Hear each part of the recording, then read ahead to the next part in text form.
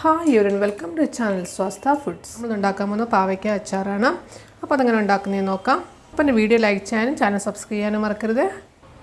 അപ്പോൾ പാവയ്ക്ക അച്ചാർ ഉണ്ടാക്കാൻ വേണ്ടി ഞാനിവിടെ 3 പാവയ്ക്ക അരിഞ്ഞ് വെച്ചിട്ടുണ്ട്. ഇനി ഇതിൽ കുറച്ച് ഉപ്പിട്ട് കൊടുക്കുക. 1 ടീസ്പൂൺ ഉപ്പിട്ടിട്ടുണ്ട്. ഇനി ഇതിൻ്റെ അത്രയോട് 1/4 ടീസ്പൂൺ മഞ്ഞൾപ്പൊടി ഇട്ട് കൊടുക്കുക. ഇത് നല്ലോണം ഒന്ന് മിക്സ് ചെയ്യുക. കൈവച്ച് നല്ലോണം മിക്സ് ചെയ്യുക. കടായി വെക്കുക. കടായി ചൂടായി കഴിയുമ്പോൾ അതിൻ്റെ അകത്തിലോട്ട് പാവയ്ക്ക ഫ്രൈ ചെയ്യാൻ ആവശ്യമായിട്ടുള്ള എണ്ണ ഒഴിച്ചു കൊടുക്കാം. എണ്ണ നല്ലവണ്ണം ചൂടാനതിന് ശേഷം നമ്മൾ എടുത്ത് വെച്ചിരിക്കുന്ന പാവയ്ക്ക കുറച്ചിട്ട് ഫ്രൈ ചെയ്തെടുക്കാം. ഞാൻ ഹൈ ഫ്ലെയിമിലാണ് വെച്ചേക്കുന്നത്. ഹൈ ഫ്ലെയിമിൽ വെച്ചിട്ട് തന്നെ ഫ്രൈ ചെയ്തെടുക്കാം. ഇപ്പോൾ പാവയ്ക്ക നല്ലോണം ഫ്രൈ ആയിട്ട് പിന്നെ ഒരു പ്ലേറ്റിലോട്ട് എടുക്കാം.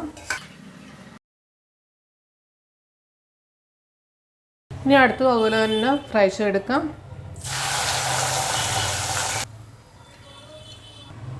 ഇപ്പോൾ പാവയ്ക്ക ഞാൻ അവിടെ ഫ്രൈ ചെയ്ത് വെച്ചിട്ടുണ്ട്. ഈ ഒരു പാൻ വെക്കുക. പാൻ ചൂടായി കഴിയുമ്പോൾ അതിൻ്റെ അകത്തിലോട്ട് നമ്മൾ ഫ്രൈ ചെയ്യേണ്ട എണ്ണ തന്നെ ഒരു 3 ടേബിൾ സ്പൂൺ എണ്ണ ഒഴിക്കുക.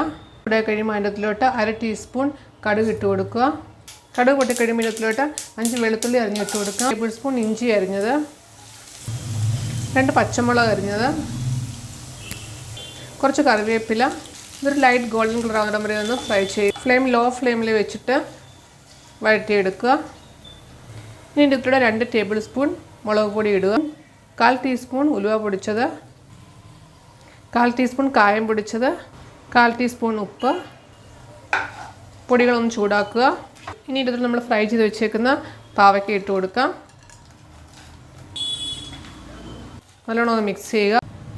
നമ്മുടെ പാവയ്ക്ക അച്ചാർ റെഡി ആയിട്ടുണ്ട്. ഗ്യാസ് ഓഫ് ചെയ്യാം. നല്ല സൂപ്പർ ടേസ്റ്റി ആയിട്ടുള്ള ഒരു പാവയ്ക്ക അച്ചാറാണിത്. ഇതിനധികം കയ്പൊന്നുമില്ല. നിങ്ങൾ ഉണ്ടാക്കി നോക്കുക. കുട്ടികൾക്ക് ലഞ്ച് ബോക്സിൽ വെച്ച് കൊടുക്കാൻ നല്ലൊരു സൈഡ് ഡിഷാണ്.